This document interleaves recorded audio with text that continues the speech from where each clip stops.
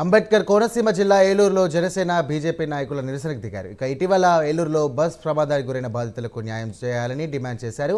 ద్రాక్షారామం యానం సెంటర్లో Ramana tours and ట్రావెల్స్కు చెందిన private బస్సును నిలిపివేశారు. బాధిత కుటుంబాలకు ప్రైవేటు బస్సు యాజమాన్యం నష్టపరిహారాన్ని చెల్లించకుండా నిర్లక్ష్యంగా వ్యవహరించిందంటూ ఈ సందర్భంగా వారు ఆగ్రహం వ్యక్తం చేశారు. చూస్తున్నారు, గతంలో 10 రోజుల క్రితం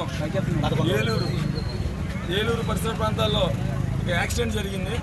అయితే దాంట్లో 11 మంది చనిపోవడం, సుమారు 20 మందికి గాయాలు జరగడం కూడా జరిగింది. లారీని అసలు ఇర్రెస్పాన్సిబిలిటీగా డ్రైవర్స్ని వీళ్ళు బలవంతంగా కొంతమంది వీళ్ళు ఎక్కించడం, వాళ్ళు తాగి ఉన్నారా ఏమున్నారా అనేది కూడా చూడకుండా వాళ్ళని వదలడం జరుగుతుంది. వాళ్ళ వ్యాపారాల కోసం చేసుకుంటున్న ఈ ప్రయత్నంలో మన ఎవరైతే ప్యాసింజర్స్ ఉన్నారో ప్యాసింజర్స్కి ఎలాంటి సౌకర్యాలు ఇవ్వకపోగా వాళ్ళకి ఏ నష్టం జరిగినా సరే వీళ్ళు ఇర్రెస్పాన్సిబిలిటీగా ఉంటున్నారు.